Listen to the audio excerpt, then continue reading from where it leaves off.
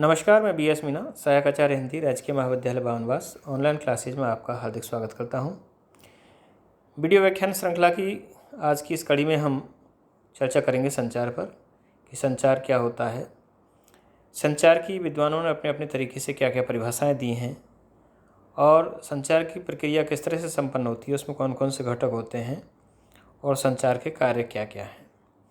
इस विषय पर ये वीडियो व्याख्यान केंद्रित रहेगा। तो आइए सबसे पहले हम ये समझें कि संचार किसे कहते हैं। संचार को अंग्रेजी में कम्युनिकेशन कहते हैं। कम्युनिकेशन का हिंदी रूपांतरण है संचार, और इसका अर्थ होता है किसी सूचना या जानकारी को दूसरों तक पहुंचाना। इसके माध्यम से मनुष्य के सामाजिक संबंध बनते हैं, विकसित होते हैं। मानवीय समाज की समस्त प्रक्रिया संचार पर आधारित है। इसके बिना मानव नहीं रह सकता। प्रत्येक मनुष्य अपनी जागृत अवस्था में संचार करता है, अर्थात बोलने, सुनने, सोचने, देखने, पढ़ने, लिखने या विचार विमर्श में अपना समय लगाता है। जब मनुष्य अपने हाव भाव, संकेत और वाणी के माध्यम से सूचनाओं का आदान प्रदान करता है तो वह संचार ही होता है। और यहाँ तक कि जब हम सुषुप्तावस्था में होते हैं और स्वप्न देख रहे होते हैं तो एक तरीका का वहाँ भी संचार हो रहा होता है। तो संचार की ये प्रक्रिया ऐसी है जो मनुष्य के जीवन का एक अनिवार्य अंग है, अनिवार्य हिस्सा है।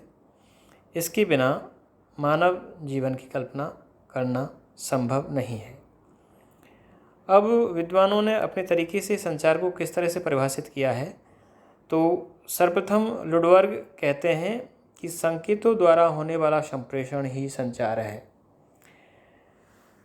आप समझ सकते हैं कि जब आदिकाल में मनुष्य जब भाषा इतनी विकसित रूप में नहीं थी तो संकेतों के माध्यम से, या हम जो पुरातत्व में के जो आलेख देखते हैं वहाँ पर जिस तरह की लिपि अपनाई गई है, तो वो सब एक संकेत पद्धति है जिसके माध्यम से मनुष्य विचार विनिमय करता था। लीलैंड ब्राउन एक विद्वान है जो कहते हैं कि मनुष्य के कार्यक्षेत्र विचारों व भावनाओं के प्रसारण व आदान प्रदान की प्रक्रिया संचार है।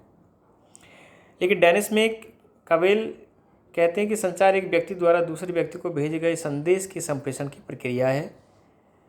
कॉफिन और शाह बोलते हैं कि संचार सहानुभूति का विनिमय है। लेकिन थियो हेमान बोलते हैं कि संचार वह प्रक्रिया है जिसके द्वारा सूचना व संदेश एक व्यक्ति से दूसरे व्यक्ति तक पहुँचे। इन परिभाषाओं के आलेख में निष्कर्ष तौर पर हम ये कह सकते हैं कि संचार के अंतर्गत जो संकेत होता है या जो भावना होती है या सोच होती है एक व्यक्ति की, वो दूसरे व्यक्ति तक पहुंचती है। तो उन विचार विनिमय की जो प्रक्रिया है, विचारों का जो आदान प्रदान है, वो संचार के माध्यम से होता है, संचार प्रक्रिया का एक घटक होता है। अब हम देखते हैं कि संचार प्रक्रिया है ये कैसे घटित होती है, इसमें कौन कौन से घटक होते हैं। तो संचार के अंतर्गत एक संदेश भेजने वाला होता है, एक संदेश ग्रहण करने वाला होता है। जो संदेश भेजता हो उसको प्रेषक कहते हैं, और जो संदेश ग्रहण करता है उसको प्राप्तकर्ता जो होता है। दोनों के बीच एक माध्यम होता है, और उस माध्यम के जरिए ही कोई संदेश एक व्यक्ति से दूसरे व्यक्ति तक पहुंचता है। जो संदेश प्राप्तकर्ता के पास पहुंचता है तो उस संदेश का प्रभाव उसके दिल और दिमाग पर पड़ता है, और उससे सामाजिक सरोकारों में बदलाव आता है। देश तथा विदेश में मनुष्य की दस्तकें बढ़ती हैं। इसलिए संचार प्रक्रिया का पहला चरण प्रेषक होता है। इसे इनकोडिंग कहते हैं। इनकोडिंग, और एक दूसरा जो शब्द है वो है डिकोडिंग, और एक तीसरा शब्द है फीडबैक। तो संचार की प्रक्रिया के अंतर्गत इनकोडिंग यानी संदेश भेजने वाला होता है, वो इनकोडिंग होती है। उसके पश्चात जब संदेश को प्राप्तकर्ता अपने मस्तिष्क में जो वो उसको ग्रहण करता है, उस संदेश को जब प्राप्त करता है तो उसको वो अपने मस्तिष्क में उस संदेश को ढालता है, और संचार की भाषा में उसे डिकोडिंग कहते हैं। डिकोडिंग के बाद प्राप्तकर्ता उस संदेश का अर्थ समझता है, वह अपनी प्रतिक्रिया प्रेषक को भेजता है, और ये जो प्रतिक्रिया होती है इसको फीडबैक कहते हैं। तो कहने का आशय ये है कि जो संचार की प्रक्रिया संपन्न होती है उसमें इनकोडिंग होती है, फिर डिकोडिंग होती है, और फिर फीडबैक मिलता है। यानी संदेश भेजने वाला जिसको प्रेषक कहते हैं, संदेश प्राप्त करने वाला, और उन दोनों के मध्य कोई माध्यम होता है जिससे वो संदेश पहुंचता है। तो आज वर्तमान में संचार के जो साधन है बहुत उन्नत हो गए हैं, बहुत बड़ी एक श्रृंखला है, इसमें नित्य नवीन प्रयोग हो रहे हैं, नित्य नवीन आविष्कार हो रहे हैं। पुराने ज़माने में कबूतरों के ज़रिए कुछ संदेश भिजवाए जाते थे, मसालें हुआ करती थी, झंडे हुआ करते थे, लेकिन अब दौर अलग तरह का है। अब व्हाट्सएप, फेसबुक, ट्विटर, ब्लॉग्स और तमाम तरह के जो साधन हैं वो संचार के साधन हैं, उसमें उसके माध्यम से संदेशों का आदान प्रदान होता है। तो ये संचार की प्रक्रिया है। अब प्रश्न आता है कि संचार के जो कार्य हैं वो क्या क्या हैं, संचार के कौन कौन से कार्य हैं। तो देखिए, संचार की जो प्रक्रिया है वो निम्नलिखित कार्य संपन्न करती है। नंबर 1, सूचना या जानकारी देना। संचार के माध्यम से ये हम खबरों से रूबरू होते हैं, देश और दुनिया में क्या घटनाएं घटित हो रही हैं इसका पता हमको लगता है। संचार से जुड़े व्यक्तियों को प्रेरित और प्रभावित करना। संचार व्यक्तियों, समाजों, देशों के बीच संबंध स्थापित करता है। आज देश और दुनिया में जो भी घटनाएं घटित होती हैं वो संचार के माध्यम से ही दुनिया को पता चल पाती हैं। आज पूरा एक विश्वग्राम की कल्पना है। आज पूरी दुनिया की खबरें हमें मोबाइल पर मिल जाती हैं, हमें पता चल जाता है कि देश और दुनिया में क्या घटित हो रहा है। संचार विभिन्न तथ्यों, विचारों, मसलों पर व्यापक विचार विमर्श करने में सहायक होता है।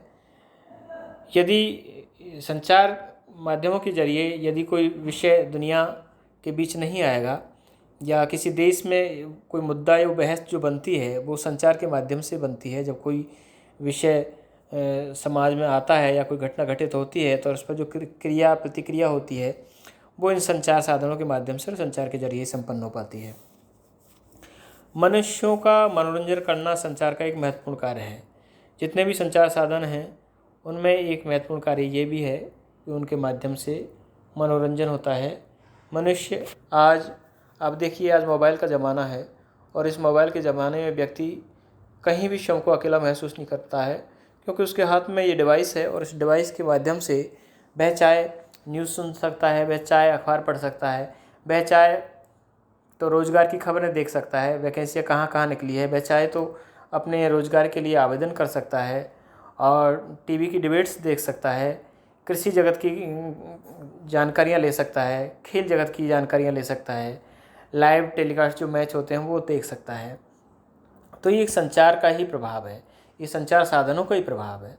तो कहने का आशय यह है कि संचार एक इस तरह की प्रक्रिया है जो मनुष्य के जीवन में घटित होती है, हमेशा घटित होती रहती है और मानव जीवन की कल्पना संचार के बिना संभव नहीं है। संचार व्यक्ति के व्यक्तित्व को विकसित करने में महत्वपूर्ण भूमिका निभाता है। संचार साधनों के जरिए आज दुनिया बहुत छोटी लगने लगी है। उम्मीद करता हूँ कि ये वीडियो व्याख्यान आपको समझ आया होगा। धन्यवाद।